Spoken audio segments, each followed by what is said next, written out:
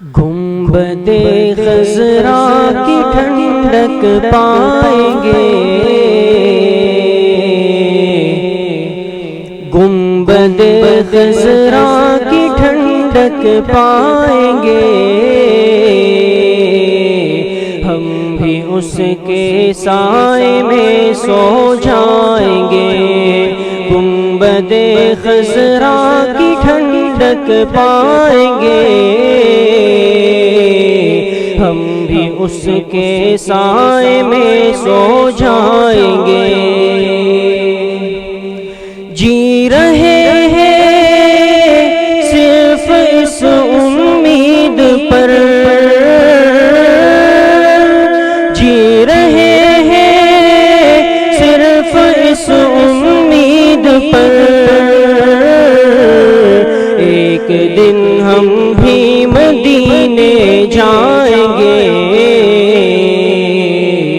ایک دن ہم بھی مدینے جائیں گے۔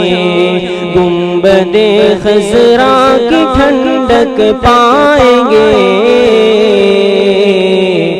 ہم بھی اس کے سائے میں سو جائیں گے۔ جس طرف بھی جائے دنیا جائے پر،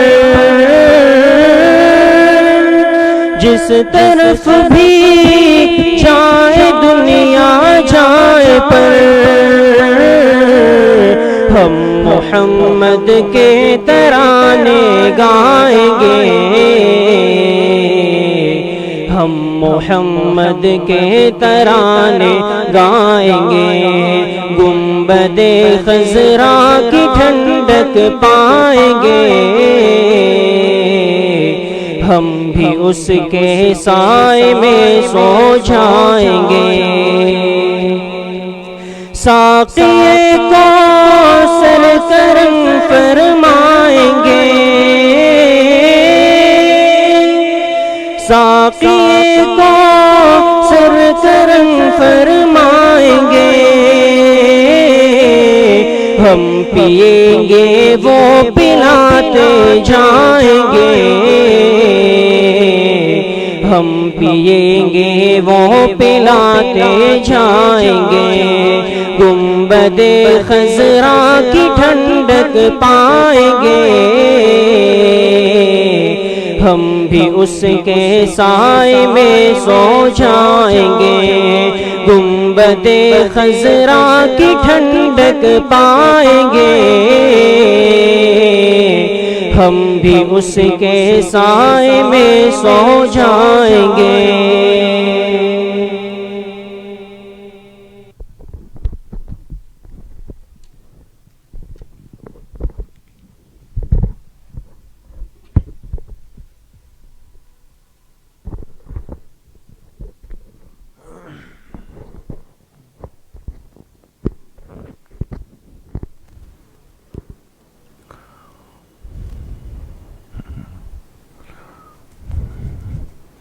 بند کر دیں۔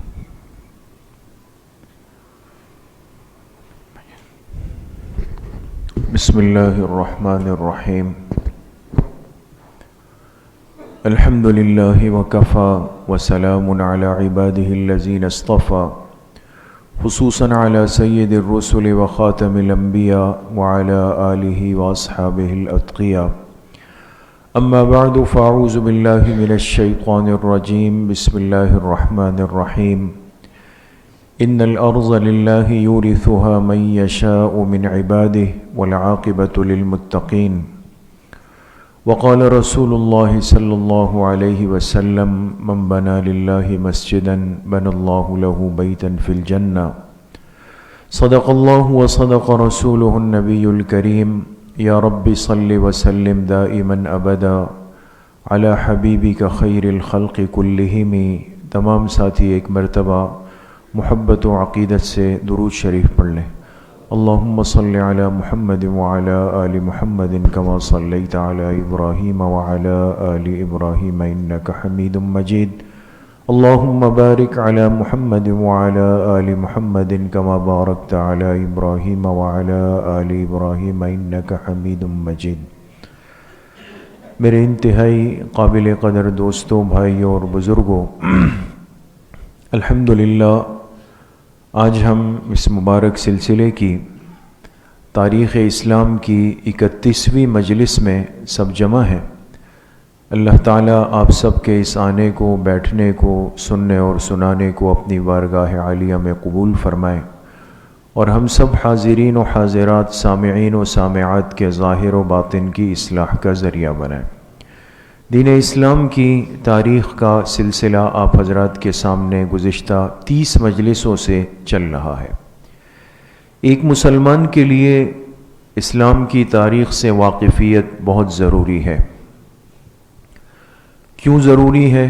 آپ کے سامنے تفصیل سے بات آئی کہ انسان جب اپنے گزشتہ لوگوں کے، گزرے ہوئے لوگوں کے احوال سنتا ہے، ان کی قربانیوں کو سنتا ہے، تو اس کے لیے ہر قسم کے حالات کا سامنا کرنا آسان ہو جاتا ہے۔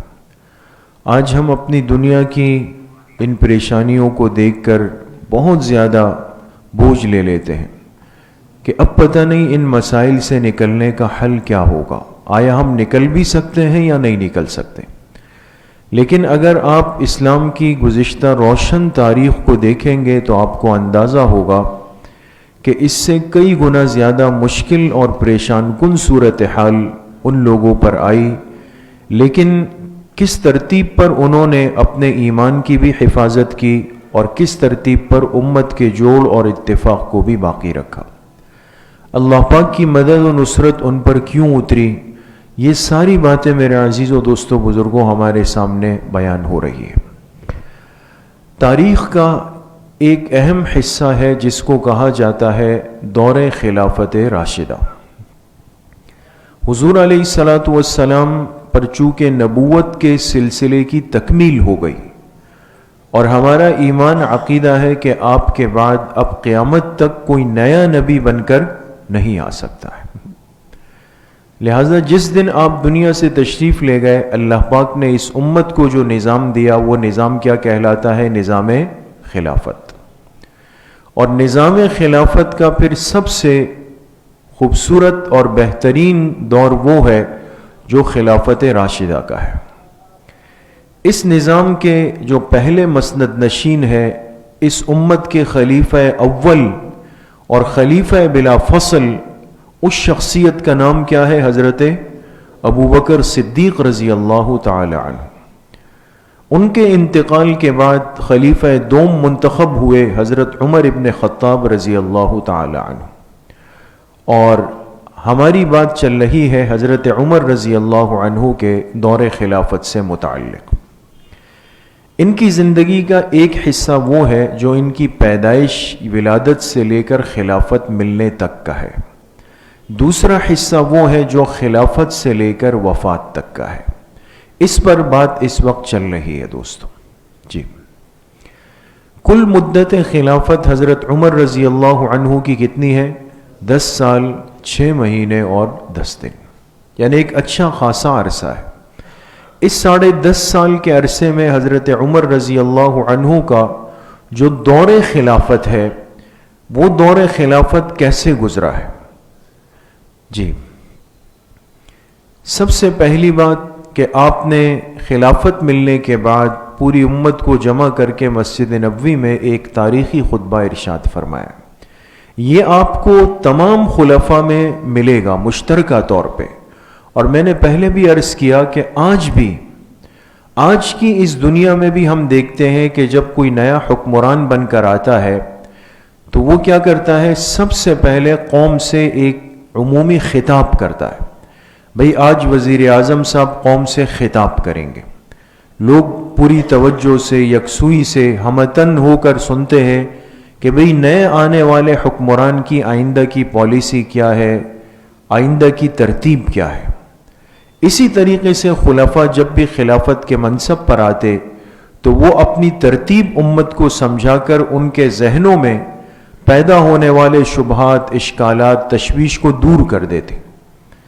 دوسری بات یہ ہے کہ جب دور خلافت شروع ہوا تو کیا کارنامے انجام دیے، اللہ کے دین کو کتنا غلبہ دیا اور اسلامی نظام کو کہاں تک وسعت دی۔ جی، حضرت عمر رضی اللہ عنہ کے دور میں فتوحات کا آغاز ہوا، اہم ترین علاقے اسلامی نظام میں داخل ہوئے۔ سب سے پہلے تذکرہ ہو چکا ہے فتوحات عراق کا۔ یہ عراق جو آج کا عراق ہے یہ تو بہت مختصر ہے، اس زمانے میں جو ایران ہے، فارس ہے، اس سے ملی ہوئی جتنی سلطنتیں ہیں وہ سب عراق کی ماتحتی میں آتی تھی۔ دوسرا اہم حصہ تھا شام کا۔ آج کا ملک شام بہت مختصر ہے، لیکن پہلے اس سے جڑے ہوئے جتنے علاقے ہیں، فلسطین ہے، لبنان ہے، اردن ہے، یہ سب اس کا حصہ تھے۔ تو پورا شام بھی حضرت عمر رضی اللہ عنہ کے دور خلافت میں فتح ہوا۔ پھر اس کے بعد مصر کی طرف متوجہ ہو گئے، اور مصر چونکہ ایک اہم ترین علاقہ تھا اور آج بھی اس ملک کی بہت بڑی حیثیت ہے، تو حضرت عمر رضی اللہ عنہ کے دور میں صحابہ اکرام مصر میں بھی داخل ہوئے۔ ہماری بات اس وقت چل رہی ہے فتوحات مصر پر، اور اس میں بھی بالکل اختتامی بات ہے۔ تقریباً مصر کو بھی صحابہ اکرام نے فتح کر کے اسلامی نظام میں داخل کر دیا۔ جی، فتوحات مصر میں ایک بنیادی بات جو ہمارے سامنے آئی کہ مصر میں اسلامی لشکر کا قائد کن کو بنایا گیا؟ حضرت عمرو بن العاص رضی اللہ عنہ کو۔ اس لیے ان کا لقب ہے فاتح مصر۔ ابتدائی فتوحات ہوئی، اس کے بعد ایک معرکہ ہوا عین شمس کا، پھر بابلیون کا، پھر اسکندریہ کا۔ یہ مصر کے اہم ترین علاقے تھے جو عمرو بن العاص رضی اللہ عنہ کی عمارت میں فتح ہو گئے۔ یہاں تک ہماری بات پہنچ چکی ہے دوستو۔ آج انشاءاللہ جو باقی 4 باتیں ہیں اس پہ بات کریں گے۔ 5ویں بات یہ ہے کہ ایک قاصد مدینہ منورہ آیا مصر سے۔ یہ بات آپ کے سامنے بار بار آ گئی کہ مصر میں جن سے مقابلہ تھا مسلمانوں کا، وہ لوگ کون تھے؟ رومی تھے۔ یہ روم والے تھے جن کا مذہب کیا تھا؟ عیسائی مذہب پر تھے، اور مسلمانوں سے سخت حسد کرتے تھے۔ لیکن انہوں نے جب دیکھا کہ بھئی ایک ایک کر کے ایک ایک شہر علاقہ ہمارے ہاتھ سے نکل رہا ہے، تو انہوں نے سوچا کہ بھئی وجہ کیا ہے؟ ہم 1 لاکھ، 1.5 لاکھ، 2 لاکھ کی فوج لاتے ہیں، وہاں سے 30,000، 40,000، 25,000 لوگ آتے ہیں، ہمارے ہتھیار ان سے زیادہ ہے، ہماری ترقی ان سے زیادہ ہے، لیکن جب آتے ہیں تو ہم پہ غالب ہو جاتے ہیں۔ سر جوڑ کر بیٹھ گئے کہ یہ معاملہ کیا ہے۔ تو اپنے ایک قاصد کو مدینہ منورہ بھیجا۔ مدینہ منورہ کیوں؟ اس لیے کہ اسلامی دارالخلافہ اس وقت کون سا علاقہ تھا؟ مدینہ منورہ۔ اور آگے آپ کے سامنے بات آئے گی کہ 3 خلفاء، حضرت ابوبکر صدیق رضی اللہ عنہ، حضرت عمر رضی اللہ عنہ اور حضرت عثمان رضی اللہ عنہ، ان تینوں کے دور خلافت میں دارالخلافہ کون سا علاقہ تھا؟ مدینہ منورہ۔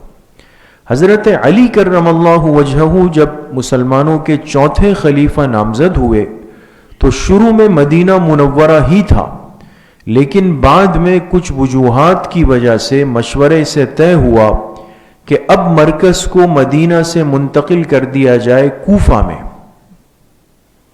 کہاں پر؟ کوفہ میں۔ کوفہ عراق میں ہے، آگے اس کا ذکر آئے گا مستقل۔ تو 4تھے خلیفہ راشد کے زمانے میں مرکز تبدیل ہوا ہے، یہ اہم بات ذہن میں رکھیں۔ تو حضرت عمر رضی اللہ عنہ چونکہ خود مدینہ منورہ میں تھے، تو مصر والوں نے اپنے ایک قاصد کو مدینہ بھیجا کہ جا کر مسلمانوں کے امیر سے ملے اور یہ راز تلاش کرے کہ وہ کون سی ایسی طاقت ان کے پاس ہے کہ ہماری اتنی تیاری اور ترقی کے باوجود بھی یہ کم لوگ ہم پہ غالب آ جاتے۔ تو مصریوں کا، رومیوں کا ایک قاصد مدینہ منورہ پہنچتا ہے خاموشی سے، اور آنے کا مقصد کیا تھا کہ ان کے امیر کی زندگی کو دیکھ لیا جائے، اس کے معمولات کو دیکھ لیا جائے، اس کے عیش و عشرت کو دیکھ لیا جائے، تاکہ ہمیں وہ راز مل جائے کہ کامیابی کس طرح ملتی ہے۔ جی، رومیوں کا امیر مدینہ منورہ پہنچ گیا اور اپنی کیفیت اس نے ظاہر نہیں کی، ایک عام آدمی کی شکل میں آیا اور حضرت عمر رضی اللہ عنہ کی معلومات لے رہا ہے۔ باہر کسی سے اکیلے میں ملا اور پوچھا کہ یہاں مسلمانوں کے امیر جو ہیں ان کا محل کہاں؟ اس نے کہا ہمارے ہاں محل نہیں ہوتے، یہ تو قیصر و کسریٰ کے بادشاہ محل بناتے ہیں، ہمارے امیر کا تو ویسے ہی گھر ہے جیسے ہمارا گھر۔ کہا اچھا تمہارے امیر جو ہے وہ رات کو کیا کرتے ہیں؟ تو اس شخص نے کہا کہ ہمارے امیر رات کا ایک بہت بڑا حصہ مدینہ کی گلیوں میں پہرا دیتے ہیں، لوگوں کے احوال معلوم کرتے ہیں، اور اگر کوئی پریشانی میں ہو تو پھر اس کی پریشانی کو دور کرتے ہیں، رات تقریباً جاگ کے گزارتے ہیں۔ تو اس آنے والے قاصد کو یقین ہو گیا کہ بھئی جو آدمی رات کو اتنا جاگتا ہو وہ دن میں کیا کرے گا؟ آرام کرے گا نا، جیسے آج کل ہم کراچی والے کرتے ہیں، ہے نا، رات 1-2 بجے تک جو ہے وہ شادیوں میں، تقریبات میں، ہوٹلنگ میں گزارتے ہیں، اگلے دن 1-2 بجے اٹھتے ہیں دیر سے بھی۔ کیا ہوا؟ اس لیے بھئی رات دیر ہو گئی تھی بہت زیادہ، تو اگلے دن جو ہے وہ آرام کا تقاضا پورا کر لیا، یہ سوچ ذہن میں ہوتی ہے۔ تو اس قاصد کو یقین تھا کہ جو شخص ساری رات پہرا دیتا ہے مدینہ کی گلیوں میں وہ تو کہیں لیٹ کے سویا ہوا ہوگا۔ معلومات کی، پتہ چلا حضرت عمر رضی اللہ عنہ وہ مسجد نبوی میں آ کے ان سے ملے اور پوچھا کہ آپ عمر ابن خطاب ہے؟ انہوں نے فرمایا جی میں عمر ابن خطاب ہوں۔ مسلمانوں کے امیر آپ ہیں؟ کہا انہوں نے ذمہ داری دی ہے، میں ہی اس خدمت پر لگا ہوا ہوں۔ تو کہا آپ ساری رات ذمہ داری ادا کرتے ہیں، گلیوں میں پہرا دیتے ہیں، ابھی بھی آپ جاگ رہے ہیں؟ یہ اسی موقع کا جملہ۔ تو حضرت عمر رضی اللہ عنہ نے فرمایا افسوس کہ تمہارا یہ خیال ہے، میں اگر دن کو سو جاؤں گا تو خلافت کا بار کہتے ہیں بوجھ کو، میں اگر دن کو سو جاؤں گا تو خلافت کا بوجھ پھر کون سنبھالے گا؟ یہ اصل اسلامی نظام اور اسلامی حکمران کے اوصاف ہے دوستوں۔ آج ہم منصب کے پیچھے تو بھاگتے ہیں کہ مجھے یہ منصب مل جائے، یہ عہدہ مل جائے، یہ کام مل جائے، یہ سیٹ اور یہ کرسی مل جائے۔ دوستو یہ منصب ملنا اتنا مشکل نہیں جتنا اس کی ذمہ داری کو پورا کرنا مشکل ہوتا ہے۔ قیامت کے دن مسئولیت اتنی زیادہ سخت ہو جائے گی، تو ایک پورے ملک اور ایک پورے نظام کا جو حکمران ہے اس سے تو ایک ایک کے بارے میں پوچھا جائے گا۔ تو انہوں نے فرمایا میں اگر دن کو سو جاؤں تو پھر خلافت کا بوجھ کون سنبھالے؟ سمجھ گئے دن رات کے معمولات کو معلوم کر کے کہ اس قوم کی کامیابی کا راز یہ ہے کہ ان کا حکمران اور ان کا امیر وہ اپنی رعایا کے حالات سے غافل نہیں، اس کا جوڑ اور ربط ہے اپنی امت سے، اپنے افراد سے، اپنی رعایا سے۔ یہ پیغام لے کر کے یہ قاصد واپس گیا اور جا کر اپنے بادشاہ کو کہا کہ ایسے ایک حکمران سے مل کر آیا ہوں جو رات کو بھی پہرا دیتا ہے اور جو دن میں بھی جاگ کر لوگوں کے احوال کی خبر رکھتا ہے۔ اس نے کہا ہم ایسے لوگوں پر کیسے غالب آ سکتے جو ایسے کردار کے بنے ہوئے لوگ ہیں؟ جی اب چھٹی بات ہوگی آبادی فسطاط۔ یہ لفظ کیا لکھا ہے دوستو؟ فسطاط۔ فسطاط فسطاط عربی کا لفظ ہے اور اس کے معنی آتے ہیں خیمے کے۔ خیمہ جانتے ہیں نا دوستو؟ خیمہ جو عارضی طور پر چمڑے کا یا کپڑے کا، آپ نے دیکھا ہوگا جو ٹینٹ وغیرہ لگا لیتے ہیں، یہ خانہ بدوش ہوتے ہیں، یا بعض لوگ کیمپنگ کرتے ہیں جا کر تفریحی مقامات پر خیمے لگا لیتے ہیں۔ مصر میں حضرت عمرو بن العاص رضی اللہ عنہ نے جب یہ اہم علاقے فتح کیے تو وہ دریائے نیل مصر کا بہت بڑا اور تاریخی دریا ہے، ابھی آپ کے سامنے آئے گا۔ مصر کا ایک تعارف ہے دوستو، آپ نے بھی سنا ہوگا دریائے نیل، اور بہت سارے مضامین میں، اشعار میں دریائے نیل کا تذکرہ ملتا ہے۔ آپ نے علامہ اقبال جو شاعر مشرق ہیں، ان کے اشعار چونکہ بڑی عبرت والے ہیں، انہوں نے ایک بڑا مشہور شعر کہا اس امت کی حالت پہ، ایک ہو مسلم حرم کی پاسبانی کے لیے، ایک ہو مسلم حرم کی پاسبانی کے لیے، نیل کے ساحل سے لے کر تاب خاک کاشغر، نیل کے ساحل سے لے کر، یعنی دریائے نیل کی طرف اشارہ کیا کہ مصر کے دریائے نیل سے لے کر تاب خاک کاشغر، کاشغر کا علاقہ جو ماوراء النہر، جو آج یہ ازبکستان، تاجکستان، کرغزستان، یہ جتنے علاقے کا، یہ پورا دنیا کا جتنا بھی رقبہ ہے، ہونا یہ چاہیے کہ جب بھی مسلمانوں کے حرم پہ مسئلہ آئے، اللہ کے گھر پہ مسئلہ آئے، تو ایک ہو مسلم حرم کی پاسبانی کے لیے۔ ہر جگہ کے مسلمان کو پھر بلا رنگ، بلا نسل، بلا زبان، بلا تفریق ہو کر حرم کی حفاظت کے لیے کھڑا ہونا، یہ اس وقت انہوں نے کہا۔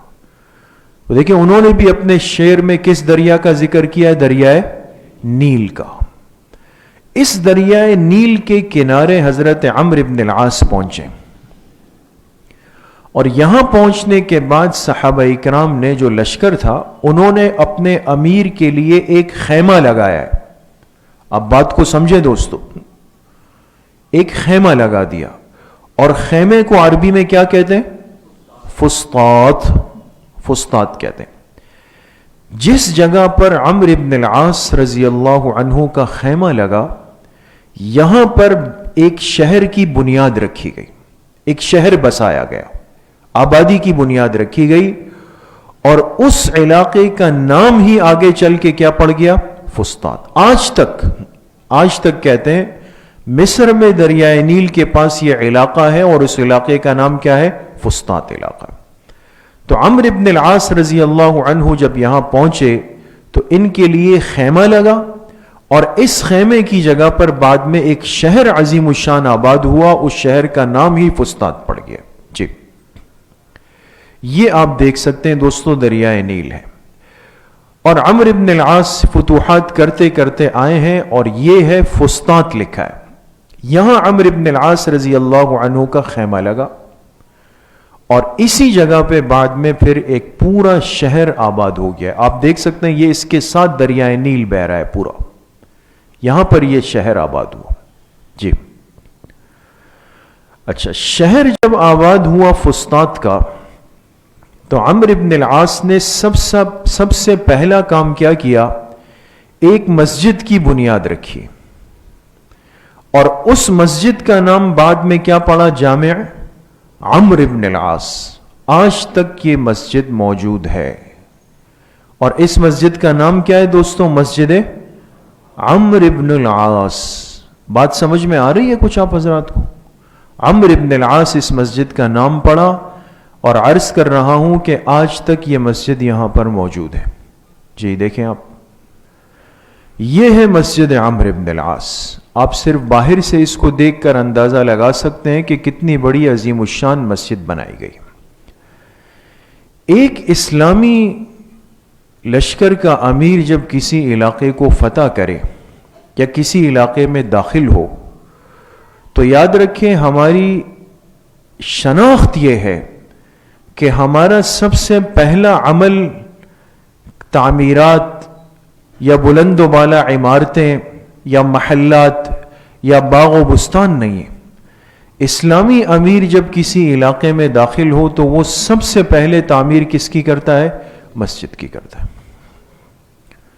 اسلامی سلطنت میں مسجد کی تعمیر ہوتی ہے، مسجد کی حفاظت ہوتی ہے۔ امت کے لیے اللہ کے گھر کی تعمیر کا انتظام کرنا یہ وقت کے اسلامی حکومت کی ذمہ داری ہوتی ہے، نہ یہ کہ خود مسلمان پریشان ہو جائے کہ بھئی ہماری مسجد جو ہے وہ تو ہم اس سے محروم ہونے کے خطرے میں آ گئے۔ اس لیے بات کو سمجھیں دوستو، کبھی جذبات میں مت جائیں، محض ان باتوں کا حصہ نہ بنے۔ آپ تاریخ سے اپنے اسلامی نظام اور مزاج کو سمجھ کے جائیں کہ ایک مسلمان امیر اور اسلامی نظام میں مسجد کو بہت بڑی حیثیت حاصل ہے دوستو. اس لیے آپ نے سنا جب حضور علیہ الصلوۃ والسلام ہجرت فرما کے مدینہ منورہ جا رہے تھے اور جب قباء کے مقام پر پہنچے تو سب سے پہلا کام کیا کیا؟ مسجد قباء کی بنیاد رکھی. جب مدینہ منورہ داخل ہوئے تو 2 یتیم بچوں سے ان کی زمین خرید کر مسجد نبوی کی بنیاد رکھی ہے دوستو. اسلامی معاشرے میں مسجد کو تحفظ ملتا ہے، مسجد خطرے میں نہیں آتی دوستو. اب کتنے افسوس کی بات ہے، آج تک اس امت کے دل زخمی ہے کہ ہندوستان میں ہماری تاریخی مسجد کو گرا دیا گیا. اس مسجد کا نام پتہ ہے آپ کو؟ بابری مسجد. آج تک امت مسلمہ کے درد دل رکھنے والے مسلمانوں کے دل زخمی ہیں. وہ ہماری مسجد گرا دی گئی اور پھر کچھ عرصہ قبل لے کر کے وہ اب اس کو مندر کے حوالے کر دیا گیا. لیکن ہمیں درد اور تکلیف ضرور ہوئی، اس لیے کہ اس کے گرانے والے ہندو مشرک تھے. آج تک یہ امت زخمی دل کے ساتھ ہے کہ ہمارے قبلہ اول پر یہودی قابض بن کے بیٹھا ہوا ہے، مسجد اقصیٰ پر. درد اور تکلیف ضرور ہے، اور اس لیے کہ اس پہ قبضہ کرنے والے یہودی اللہ کے دشمن بیٹھے ہوئے.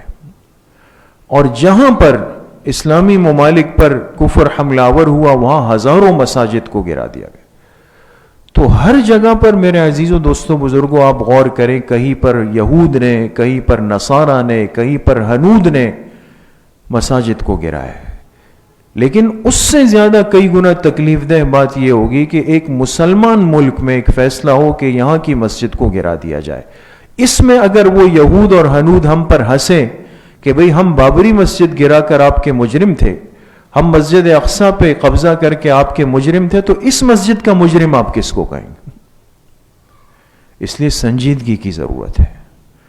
کتنے ایک تکلیف کی بات ہے کہ ہم ایک اسلامی ریاست، اور وہ بھی عام نہیں، جس کو ایک تاریخی قربانی کے بعد حاصل کیا گیا، وہاں اگر ایک معاشرہ خود چیخ چیخ کے کہہ رہا ہے کہ ہمیں مسجد چاہیے، 32 سال ہم نے یہاں نمازیں پڑھی ہیں، ہمیں مسجد چاہیے، اور اس پہ قلم چلا دیا جائے کہ نہیں بھائی اس کو گرا کر یہاں پر باغ بنا دے یا پارک بنا دے، تو یہ اس قوم اور ایک اسلامی ریاست کے لیے، اور ہم اپنے حکمرانوں پہ بدگمانی نہیں کرتے. انہوں نے کہا ہم ریاست مدینہ بنائیں گے، ہمیں حسن ظن ہے، اللہ پاک ان کو توفیق نصیب فرمائے، لیکن ریاست مدینہ میں مسجد محفوظ متصور ہونی چاہیے، غیر محفوظ نہیں ہونی چاہیے. تو اس لیے یہ تو اللہ پاک موقع دے دیتے ہیں. اب کوئی قلم چلا کر اپنا نام کس چیز میں لکھواتا ہے؟ محمود غزنوی رحمۃ اللہ علیہ کا تذکرہ آپ نے سنا ہے. بہت بڑے اسلامی امیر اور مجاہد گزرے ہیں. جب وہ ہندوستان آئے نا فتح کرتے کرتے، یہاں ایک علاقہ تھا سومناتھ کا علاقہ تھا، اور اس میں ایک بہت بڑا بت لگا ہوا تھا. تو اس نے حکم دیا کہ اس بت کو گرا دیا جائے. ہندوؤں کے ہاں وہ بہت متبرک تھا.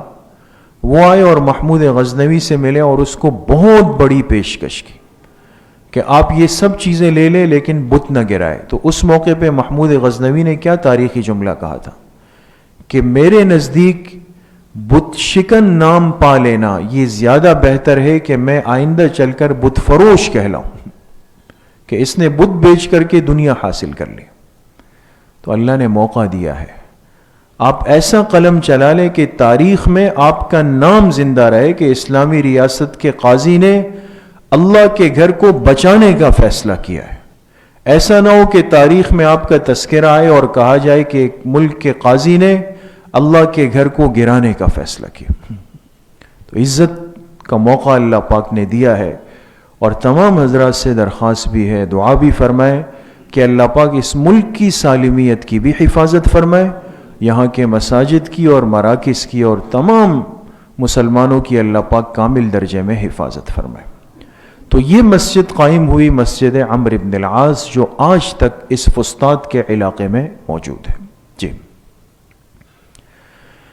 اب عروس نیل یہ بڑا عجیب و غریب واقعہ ہے، آپ ہمیشہ سنتے بھی ہیں اور آج اس تاریخی تسلسل میں انشاءاللہ آپ کے سامنے آ جائے گا. نیل کا تذکرہ آپ کے سامنے آ گیا کہ یہ مصر کا مشہور دریا ہے دریائے نیل. عروس عربی میں کس کو کہتے ہیں؟ کسی کو پتا ہے؟ جی، دلہن کو کہتے ہیں. دلہن کو عروس کہتے ہیں دوستو، عروس کہا جاتا ہے. تو دریائے نیل کی دلہن، یہ اس مشہور واقعے کی طرف اشارہ ہے. جب عمرو بن العاص رضی اللہ عنہ دریائے نیل کے کنارے پہنچے ہیں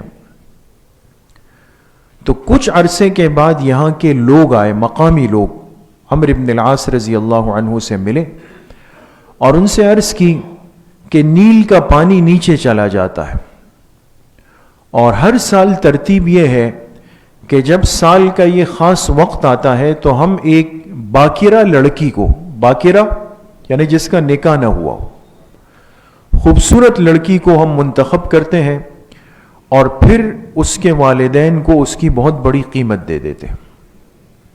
پھر اس کو زیب و زینت یعنی ایک دلہن کی طرح مزین کر کے لے آتے ہیں اور پھر اپنی رضا اور خوشی سے دریائے نیل میں اس کو پھینک دیتے ہیں حوالے. یعنی ایک زندہ انسان دریائے نیل کے حوالے کر دیا گیا اور وہ چلی جاتی ہے. اور پھر کیا ہوتا ہے کہ نیل کا پانی جو نیچے چلا گیا ہوتا ہے وہ اوپر آنے لگتا ہے.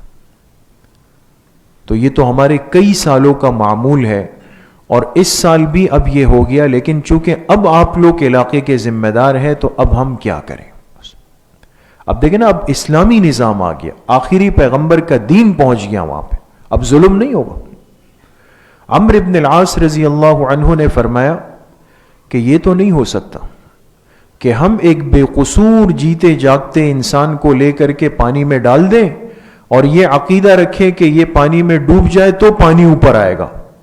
تو ہماری توحید کہاں گئی؟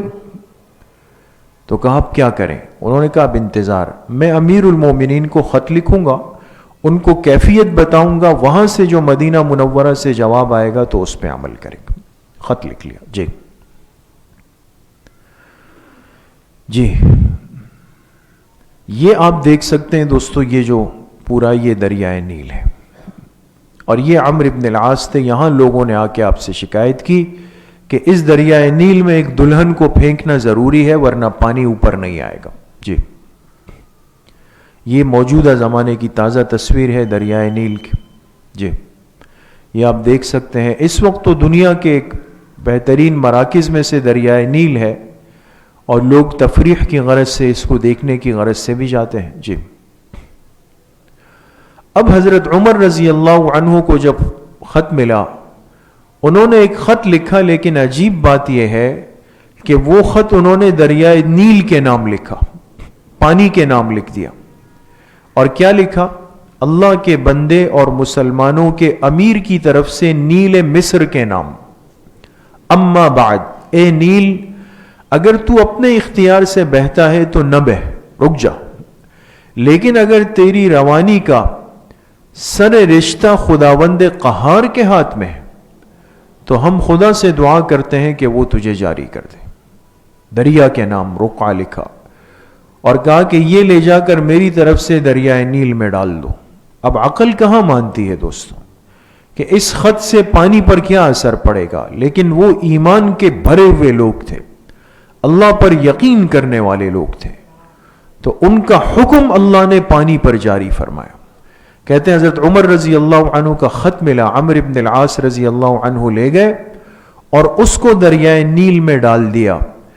کہتے ہیں اس کے بعد نیل کا پانی پہلے سے بھی کئی گنا اوپر ہو کر بہنا شروع ہو گیا اور وہ لوگ سمجھ گئے کہ واقعی آنے والے لوگ ایک اصلی مرکز اور طاقت کے ساتھ جڑے ہوئے ہیں. اور یہ دیکھ کر بہت سارے رومی جو ہے وہ کلمہ پڑھ کر دائرہ اسلام میں داخل ہوئے. جی اب بالکل اختتامی بات ہے، فتح برقہ. تقریباً مصر فتح ہو گیا، دو علاقے رہ گئے، ایک تھا برقہ اور دوسرا برقہ سے جڑا ہوا ایک علاقہ تھا طرابلس. طرابلس آج بھی اسی نام سے یہ علاقہ موجود ہے.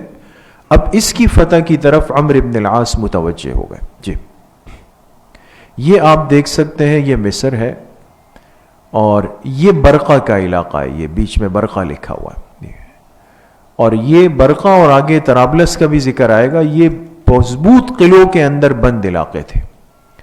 تو اب عمرو بن العاص نے کیا کیا، جب اسکندریہ تک مصر کے اہم حصے کو فتح کر لیا تو اب مصر کے مغربی جانب متوجہ ہو گئے. وہاں دو بڑے علاقے تھے، برقہ اور طرابلس، یہ قلعوں پر مشتمل تھے. لہذا رومی ہمیشہ ان قلعوں میں بند رہتے تھے اور ان کی طرف سے حملوں کا خدشہ رہتا تھا. عمرو بن العاص رضی اللہ عنہ لشکر لے کر جب برقہ پہنچے، اب دیکھیں نا اللہ کی نصرت، تو اہل برقہ نے جزیے کی شرط پر صلح کر لی. جب پچھلی کارگزاری مضبوط ہوتی ہے نا دوستو، پچھلا عمل، تو اس سے آگے کے حالات خود بخود بہتر ہونا شروع ہو جاتے. اب پیچھے مسلسل فتوحات ہو رہی تھی، کامیابیاں ہو رہی تھی، ترقی ہو رہی تھی، تو ان لوگوں کے دلوں پر رعب بیٹھ گیا. جیسے ہی اسلامی لشکر آئے تو لڑے نہیں، کہ بھئی ہم سے جزیہ لیں، ٹیکس لیں، لیکن ہمیں نہ ماریں، نہ ہمیں علاقے سے نکالیں. تو صلح کر لی. پھر عمرو بن العاص نے فرمایا کہ ان لوگوں کا اعتبار نہیں، 1-2 مہینے دیں گے پھر دھوکہ نہیں دے دیں. کچھ عرصہ بیٹھ گئے وہاں پر، لیکن انہوں نے ادائیگی میں کوئی دھوکہ نہیں دیا، اپنی بات پہ مضبوط رہے. تو حضرت عمرو بن العاص نے وہ صلح قبول کر لی، جزیہ قبول کر لیا اور برقہ پر اپنا نظام قائم کر کے اب آگے روانہ. یہ ہے طرابلس کا علاقہ. برقہ کے بعد عمرو بن العاص رضی اللہ عنہ طرابلس کی طرف بڑھے، جہاں مضبوط قلعے تھے اور رومیوں کی بڑی بھاری فوج موجود تھی. 1 مہینے محاصرہ رہا لیکن کوئی فائدہ نہیں ہوا. وہ اندر بند، مسلمان باہر بیٹھے ہوئے. اب ایک مشورہ ہوا اور ایک عجیب و غریب ترتیب بنی کہ اس شہر کا جو پچھلا کنارہ تھا طرابلس کا، پچھلا کنارہ سمندر سے متصل تھا. اسلامی لشکر سمندر کی جانب سے پیش قدمی کی. اس راجہ تصور نہیں تھا کہ کوئی وہاں سے بھی آئے گا. وہاں سے آئے اور جب قلعے کے قریب پہنچے تو عمرو بن العاص رضی اللہ عنہ نے فرمایا کہ ہتھیار نہ چلائیں، صرف نعرہ تکبیر لگا دو. دیکھیں اللہ کے نام میں بڑی طاقت ہے، ایک رعب ہے. اب اس لشکر نے جیسے ہی نعرہ تکبیر لگایا تو یہ اندر گھبرا گئے اور لگا کہ بھئی سب کچھ ہمارے ہاتھ سے نکل گیا. مزاحمت نہیں کر سکے، ہتھیار ڈال دیے اور بالآخر طرابلس بھی فتح ہو گیا. یہ مصر کا بالکل آخری علاقہ تھا. اس کے بعد پورا مصر مسلمانوں کے قبضے میں آیا اور اس پر اسلامی نظام قائم ہو گیا. اور پورے مصر کے فاتح کون کہلائے؟ حضرت عمرو بن العاص رضی اللہ عنہ. جی اچھا، اب ہے فتوحات افریقہ. لیکن بات کو تھوڑا سا سمجھے دوستو. اس وقت اگر ہم دنیا کے نقشے کو دیکھتے ہیں، افریقہ ایک پورا بر اعظم ہے. ایسا ہی ہے نا، کانٹیننٹ ہے، ایک بر اعظم ہے. اور آپ جانتے ہوں گے کہ یہ جو مصر ہے، ملک مصر، یہ کون سے بر اعظم میں؟ افریقہ میں. یہ افریقہ کے اندر ہی ہے، سمجھ گئے؟ اس لیے جب مصر فتح ہوا تو بالکل اس سے جڑا ہوا افریقہ کا علاقہ تھا، جس نے بعد میں ایک بر اعظم کی شکل اختیار کی. لیکن حقیقت میں گویا یہ مصر سے جڑا ہوا علاقہ ہے یہ. اور یہ اوپر مصر سارا فتح ہو گیا تو اس کے نتیجے میں یہ جو افریقہ کا جتنا پورا علاقہ تھا، یہ خود بخود عمرو بن العاص رضی اللہ عنہ کی عمارت کے اندر، اسلامی نظام کے اندر داخل ہو گیا. اس میں کوئی لمبی چوڑی لڑائی یا کوئی ترتیب نہیں بنانی پڑی. پورا افریقہ جو ہے وہ بھی اسلامی سلطنت کا حصہ بن گیا. بات سمجھ گئے دوستو؟ جی. اب انشاءاللہ اگلی مجلس میں ہم بات کریں گے حیات فاروقی کے آخری ایام. اب حضرت عمر رضی اللہ عنہ کے دنیا سے جانے کا وقت آ رہا ہے. اور جتنے اللہ والے اللہ کے مقربین ہوتے ہیں، ایک عجیب بات یہ ہے کہ یہ اپنے آخری وقت کو سمجھ لیتے ہیں کہ شاید ہم ابھی اللہ پاک کے پاس جانے والے ہیں. تو اس میں بڑے عجیب و غریب واقعات ہیں، باتیں ہیں. تو حضرت عمر رضی اللہ عنہ بھی کچھ سمجھ گئے، کچھ ایسے احوال، کچھ خواب دیکھے کہ ان کو محسوس ہوا کہ اب میرے دنیا سے جانے کا وقت آ رہا ہے.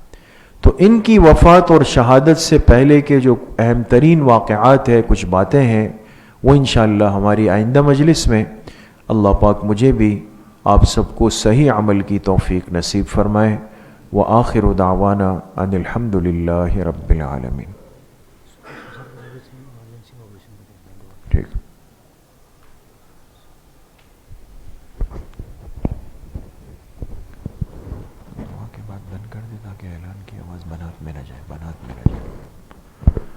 الحمد للہ رب العالمین والصلاة والسلام علی سید الانبیاء والمرسلین سیدنا و مولانا محمد وآلہ واصحابہ اجمعین۔ ہمارے ایک طالب علم نوید کے سسر صاحب بیمار ہیں، ایمرجنسی میں ہے، دعا فرمائے اللہ پاک ان کو صحت کاملہ عاجلہ مستمرہ نصیب فرمائے۔ اسی طرح ہمارے مسجد کے نمازی اور خاص ساتھی سلیم بھائی کی ہمشیرہ پر فالج کا اٹیک ہوا ہے، دعا فرمائے اللہ پاک ان کی ہمشیرہ کو صحت کاملہ عاجلہ نصیب فرمائے۔ جتنے بیمار گھروں میں ہیں، اسپتالوں میں ہے، مسجد کے جتنے بزرگ احباب نمازی بیمار ہیں، اللہ پاک سب کو شفائے کامل عاجل نصیب فرمائے۔ ہمارے قریبی عزیز حاجی عبدالوحید صاحب جن کا آج صبح انتقال ہوا ہے، دعا فرمائے اللہ پاک ان کی کامل مغفرت فرمائے، اللہ ان کے درجات بلند فرمائے۔ جتنے مرحومین مرحومات دنیا سے جا چکے ہیں، اللہ پاک سب کی مغفرت فرمائے۔ وصلی اللہ وسلم علی نبینا محمد وآلہ وصحبہ اجمعین برحمتک۔ انشاءاللہ عشاء کی نماز کے بعد جو ماہانہ مجلس ہوتی ہے اصلاحی بیان اور ذکر کی، آج عشاء کی نماز کے بعد انشاءاللہ ہوگی، ساتھی اس میں اہتمام سے شرکت فرمائیں۔ السلام علیکم۔